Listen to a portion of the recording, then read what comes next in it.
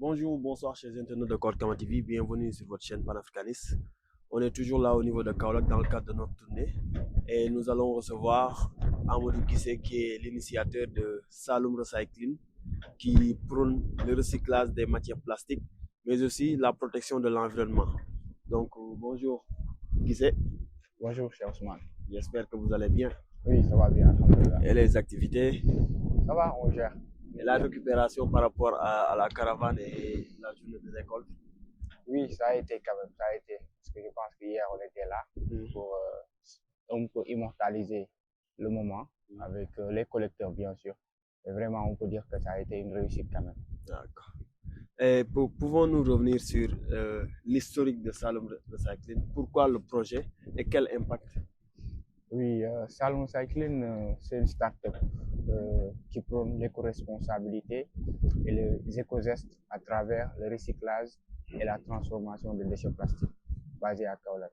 Mais pour revenir sur l'historique de Saloum Recycling, on peut dire que Saloum Recycling, c'est d'abord une idée qui est née ici à Kaolack, lorsque nous étions encore même des élèves, lorsque nous étions des jeunes dans notre quartier. Des fois, on organisait des journées de set-setal et étant même président d'une association à l'époque, on se rendait compte que lorsqu'on faisait des journées de set-setal, après, on voyait que les déchets, on avait du mal à les acheminer.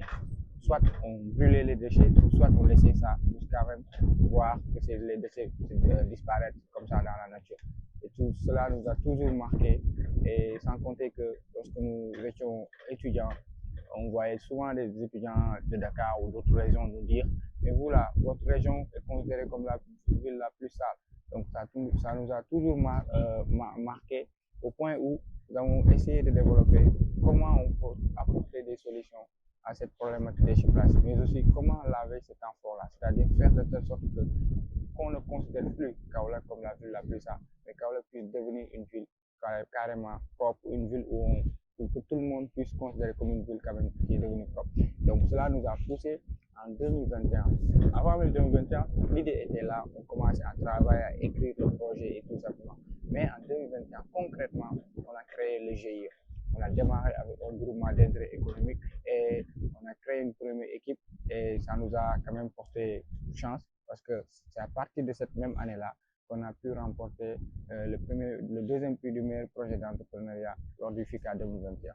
Et très récemment, on a aussi, bon, c'est cette même année aussi qu'on a créé, qu'on a essayé de voir comment on peut sensibiliser la population à travers des initiatives. On peut dire que c'est une initiative quand même qui est inédite à Kaolack. Parce que le fait d'organiser une caravane de sensibilisation et de collecte de déchets plastiques en essayant d'allier à la fois randonnée et activité de collecte, c'est une activité quand même qu'on n'a jamais vue à Kaolack. Et on l'a essayé en 2022, ça nous a réussi. Et cette année aussi, on l'a essayé après avoir créé notre salle, c'est-à-dire une société à responsabilité limitée. Donc en résumé, je peux dire que Saloum Recycling, c'est une start-up de jeunes dynamiques qui se sont dit comment faire pour changer la problématique des déchets plastiques ici à Kaolack. Mais comment Saloum Recycling compte procéder pour avoir un impact réel dans la vie des Kaolackois? Oui, d'abord sur ce qu'on a fait hier et avant-hier, parce que nous avons jugé nécessaire de ne pas tout simplement se focaliser sur comment nous, on peut gagner de l'argent tout simplement en recyclant les déchets. Mais nous nous sommes dit comment d'abord nous, avant de pouvoir, déjà on essaie d'avoir quelque chose dans notre mais comment nous pouvons faire pour que la population kaolackoise puisse être au courant que le fait de laisser les déchets sans les trier, sans essayer de les valoriser, ça c'est un manque à gagner énorme. Et ça participe aussi au fait que les gens pensent que Kaolack c'est une ville très très sale. Donc nous, on procède déjà sur plusieurs plans. D'abord, on procède sur le plan de la sensibilisation, c'est un volet purement social. On sensibilise les populations en essayant de leur faire comprendre que les déchets plastiques sont vraiment très nocifs si on les laisse dans la nature, si on les laisse au niveau des océans et au niveau de nos canaux fluviales ou autre chose. Donc nous, on essaie déjà d'aller auprès des populations, de leur expliquer comment ils peuvent faire pour carrément se comporter, avoir des éco-gestes, on peut dire. Et en outre aussi, Saloum Recycling essaye d'être sur le terrain. C'est-à-dire nous travaillons avec les collecteurs qui, eux, récupèrent les déchets au niveau des dépôts sauvages ou bien au niveau des quartiers. Après, nous, on collabore avec eux afin de pouvoir acheter cette matière première et aussi de les amener au niveau de notre local. Et à ce moment-là, nous, on travaille sur le tri, c'est-à-dire il faut à partir de ce moment trier les déchets, voir comment on peut voir d'autres entreprises qui peuvent broyer la matière et jusqu'à même aller jusqu'à d'autres chaînes beaucoup plus larges. Quand on broie la matière, après aussi on a besoin d'industrialiser la matière, c'est-à-dire en créer d'autres produits qui peuvent revenir dans la société, c'est-à-dire des chaises, des tables, des objets ménagères, tous ces objets que nous voyons là, en général, il y a des objets, il y a des matériels recyclés. Et ça, c'est de l'économie circulaire. Lors de la conférence que vous avez organisée le samedi passé, j'ai vu sur la bâche qu'il y a des objectifs court, moyen et long terme. Pouvez-vous les définir? Bien évidemment. Comme je l'ai dit, Salomé c'est une start-up. Donc nous, notre objectif a un but court, moyen et long terme. Pourquoi ça? Parce que nous savons que nous ne pouvons pas atteindre notre objectif final sans même passer sur les objectifs court et moyen terme. Donc nous avons démarré non seulement avec ce que je disais tout à l'heure, l'aspect sensibilisation. Et également, nous avons jugé nécessaire de commencer à collecter la matière. C'est la première phase, je peux dire. Collecter la matière en utilisant, bien sûr, avec nos moyens rudimentaires. Parce que pour le moment, on devait avoir des tricycles, peut-être, ou même peut-être des charrettes, pour commencer à aller dans les quartiers, de sensibiliser nos parents à pouvoir trier les déchets. Sauf que pour le moment, on a commencé tout simplement à travailler avec les collecteurs directement. Mais dans un bref délai, nous allons voir comment commencer déjà à utiliser des moyens de transport comme tricycle ou charrette afin d'aller au niveau des ménages et aussi d'aller directement à dépôt sauvage pour récupérer la matière plastique. C'est ça le court terme. Et le moyen terme, je peux dire que c'est comment faire pour utiliser des solutions vraiment sophistiquées mais aussi innovantes. Parce qu'on ne peut pas parler de recyclage sans essayer d'apporter une innovation. Donc nous, Salomé Cycling, nous avons une innovation. Nous sommes en train de prototyper une poubelle de tri munie de capteurs. Cette poubelle de tri-là, son utilité, c'est le fait de pouvoir détecter directement la matière. C'est-à-dire si tu mets autre chose qui n'est pas de plastique, le poubelle de tri ne va pas recevoir ça. Et donc, on travaille avec des électromécaniciens sur ça. Et nous pensons que d'ici peu de temps, cette poubelle de tri, nous pouvons l'expérimenter. Mais également, nous pensons que aussi nous pouvons utiliser des poubelles de tri de 4 à 3 compartiments. C'est-à-dire, pour trier les déchets, il faut au minimum 3 voire 4 poubelles.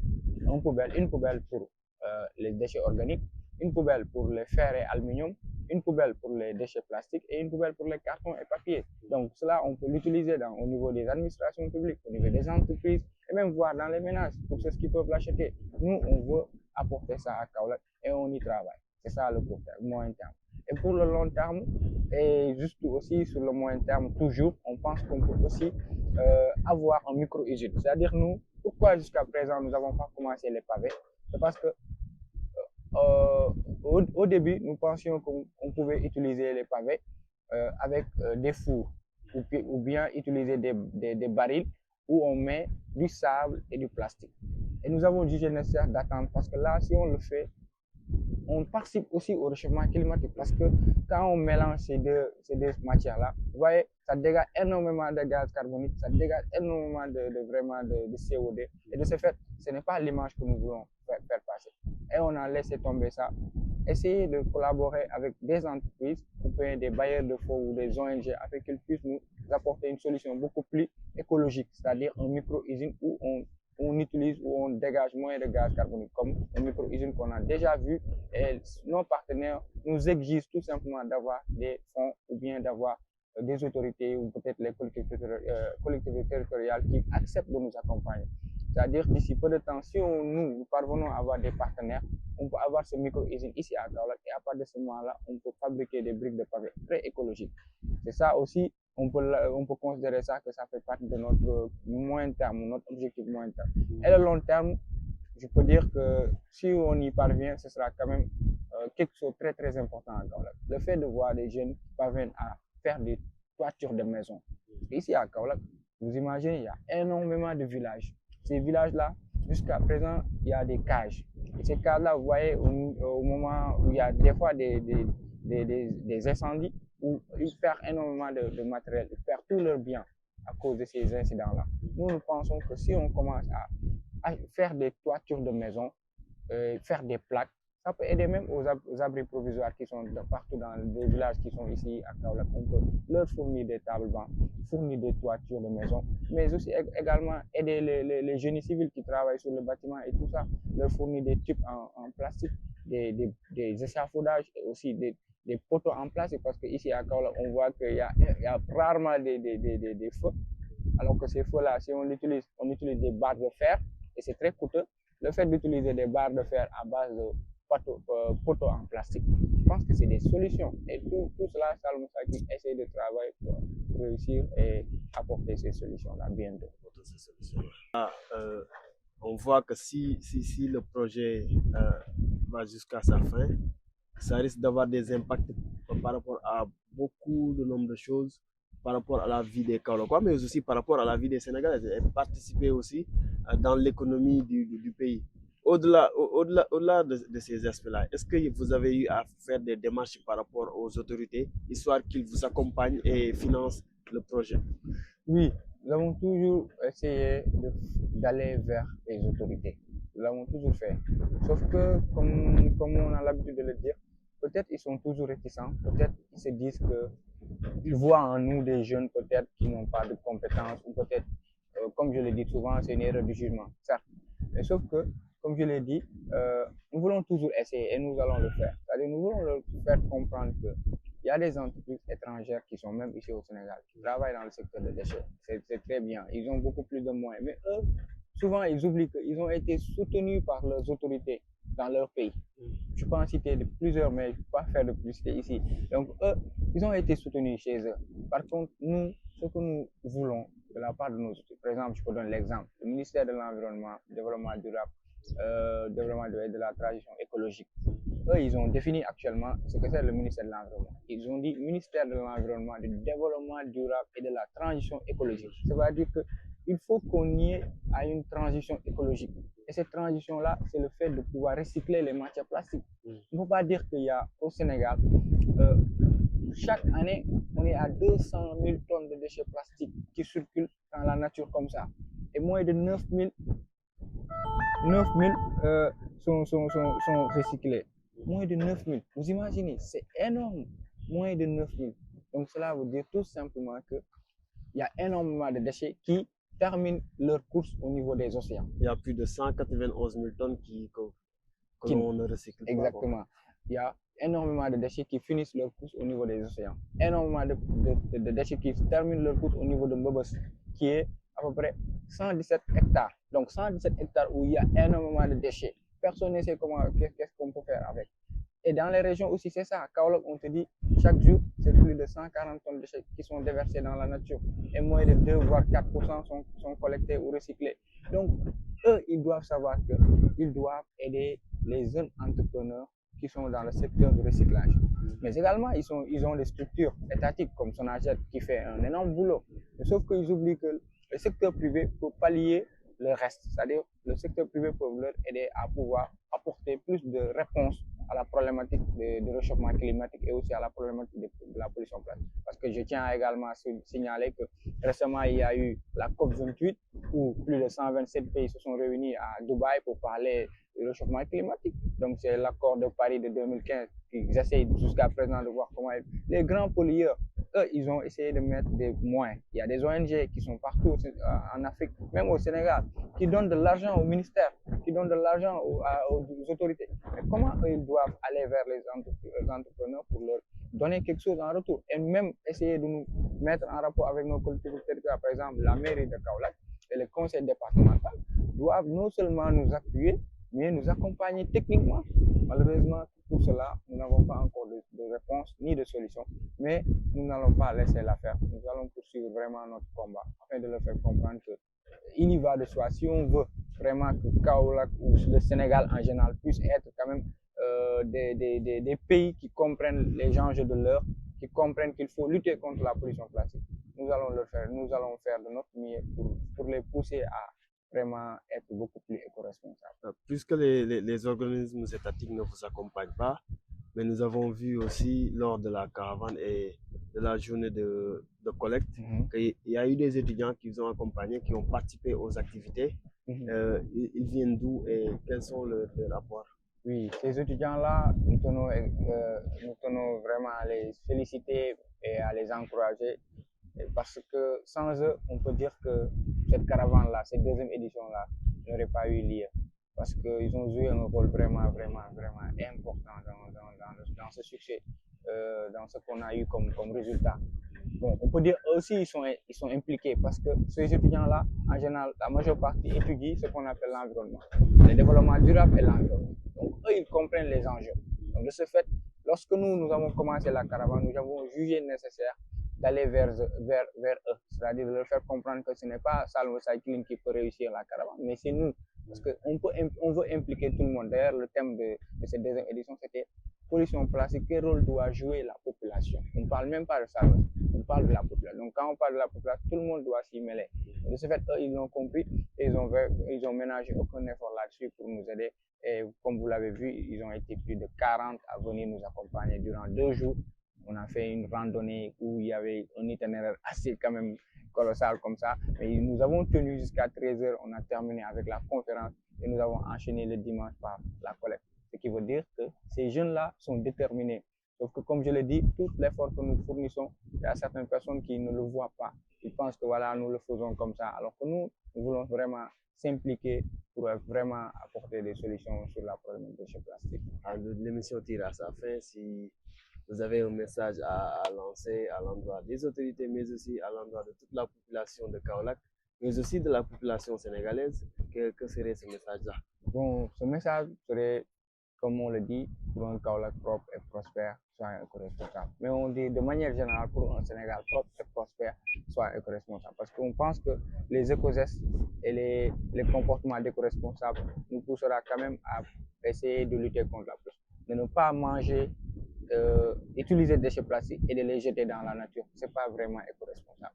Tout cela, les populations doivent vraiment essayer d'y participer, essayer vraiment d'aider ceux qui gèrent la gestion des déchets, essayer de mettre les déchets au niveau des poubelles et également que l'on essaye d'adopter le tri sélectif. Parce que si on ne trie pas nos déchets, très sincèrement, tous ces déchets-là, on aura du mal à les recycler et on aura du mal à les transformer. Donc nous pensons que c'est le message que nous voulons envoyer à la population.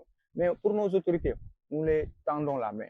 C'est-à-dire nous sommes des jeunes, nous sommes nés ici, nous avons grandi ici. Nous voulons travailler pour notre pays. Nous n'avons pas voulu, certainement, nous ne disons pas que c'est ce qui quitte le pays pour aller travailler ailleurs. Nous ne dirons pas que ce ne sont pas des patriotes ou ils n'aiment pas leur pays.